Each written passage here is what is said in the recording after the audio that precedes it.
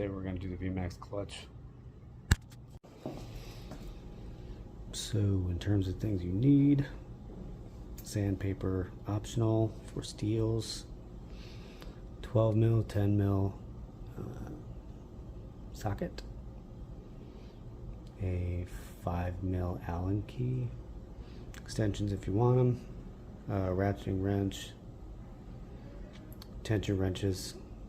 Some of them are pretty light poundage wise, so there's two.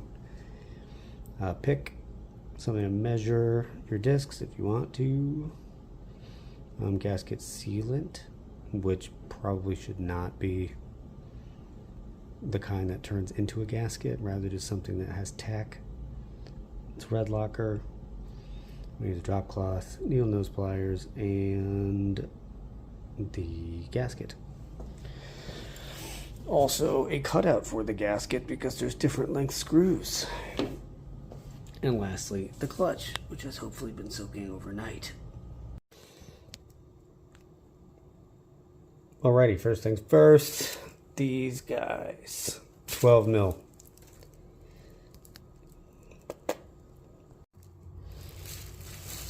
Okay, once those are undone, there's a little spring here that you can use needle nose pliers to detach to get this thing out of the way.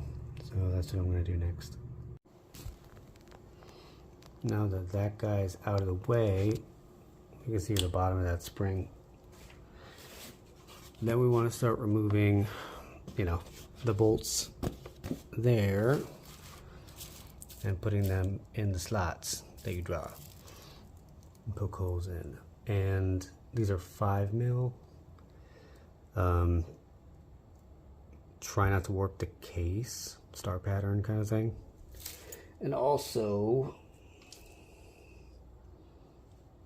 don't use an impact driver. That would make something that's really easy start to suck really horribly.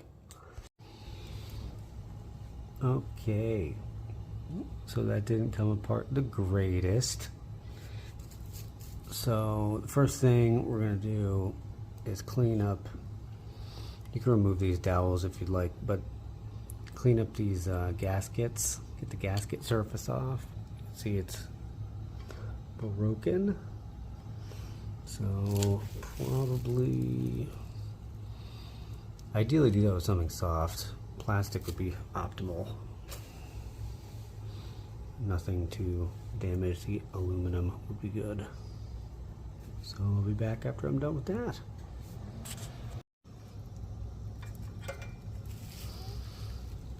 Gasket removal.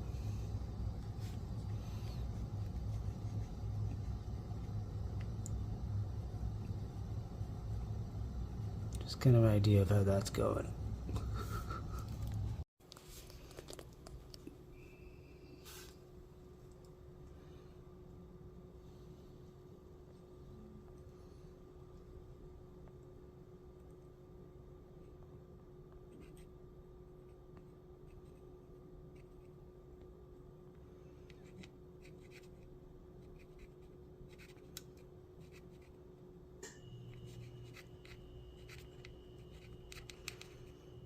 Yeah, just stuck with one hand. Alrighty. So this is the clean surface. I used a soldering iron with a softer tip, chisel tip to kind of rub at the thick gasket material till it smeared out, and then brake cleaner kind of did the rest. Alrighty. So these bolts, star pattern, preferably also not a 12-point socket. So I'll be right back after I get that done. Okay, so all of this came out. I don't know if you can see in there is a little retaining wire.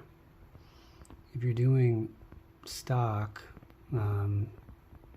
probably you would leave that in there. I mean, they say that these don't really wear behind there. The plates in steels actually don't look bad, although some of them measured like 2.42 mils, and the new ones were a little over 3. But yeah, I mean, at the very least, you're going to want to check the tolerances behind there.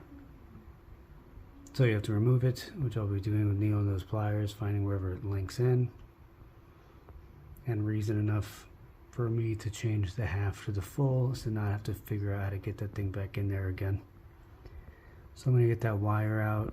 I'm missing one steel, so I'll probably scuff that one a little bit with sandpaper, hit it with brake cleaner, dip it in oil, and then we'll be off to the races. And for the record, that's how that comes out. There's a tiny little hole that might be visible now, and they both kind of slot into that, and then, you know, one comes out and you're good. So on the back of that final plate, there's also this spring seat, or no, spring cushion. And then there's the plate seat. I may have that backwards, but yeah. And then there's one more in there, plus a half width disc. That all gets discarded with this. I was gonna use this final disc because it was recommended to have the least wear, because I only have to replace one. I have steels for the rest, but the plate seat looks like it did a number on that, so I'll probably just scuff up a different one.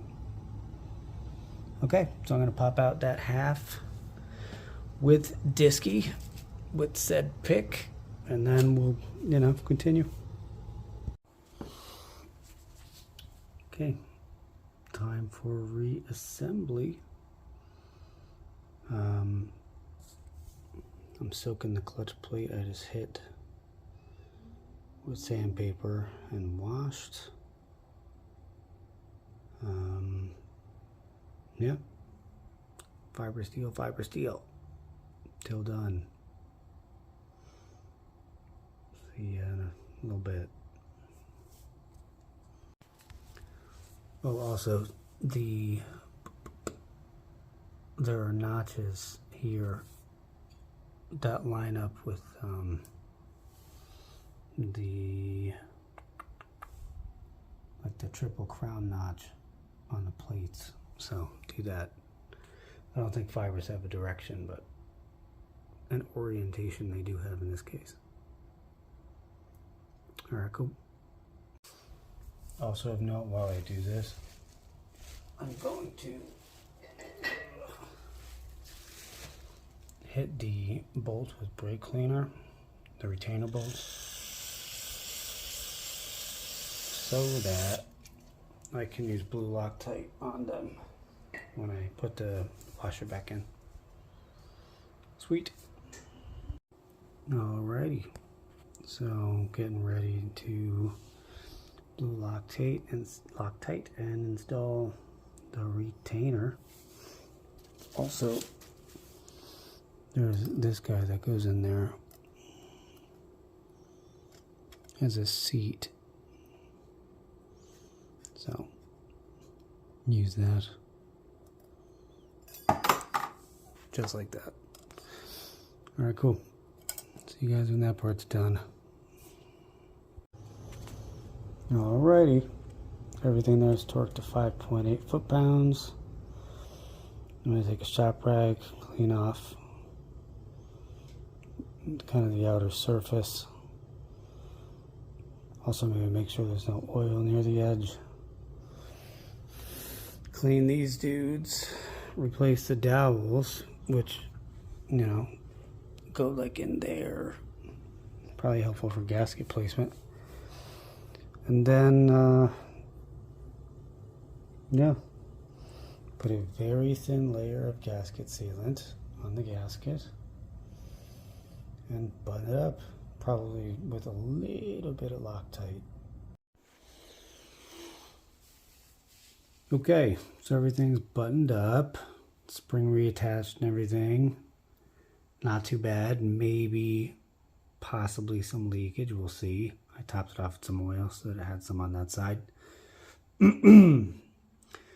But you have these 17 foot-pounds, I believe. And then, yeah, these, you know, God, I forget, 7.5 maybe? I don't know, quote me on that. And let's see, lessons learned. Gasket tack, that sucks. Don't do that.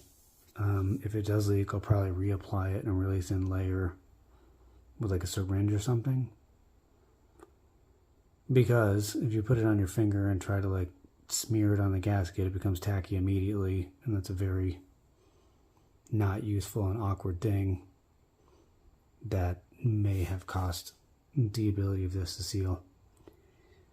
And also the oil that perpetually goes to the front, which sort of surface tensions under the gasket, may not ruin the seal for you, but it's not a fantastic thing. I would definitely drain a little more out of it. The last thing to mention is the cover, the metal plate which goes over the last friction plate with the bearing in it, that has an orientation. Okay, so you know, rotate it until not the basket, rotate the actual metal thing until it locks against the plates flushly. You'll know when you get it. There's apparently a hole in it and a boss that it can line up with, but you don't see those because the friction plates are in the way. So just keep rotating it until it sits flat. That has an orientation as well. Other than that, not too bad. You know, add some oil. I had to move this thing into my living room because it's raining like hell in Florida to do this, so I'm probably not going to fire it up at the moment to check the oil, but everything seems to work. Worst comes to worst, replacing that gasket with better, not crappy sealant methods. So, good luck, everybody. Peace. Sorry, interlude, one more thing. Also, with the clutch, the plate seat, the last thing in there before you get to the basket. That thing sucks to remove. It's hard to get off. Sometimes you can't even tell if it's there. Telescoping magnet is your friend. Yeah. And that's pretty much it. So, thanks a lot. Hope this helps someone. And if you have any questions, you know, just let me know. See you.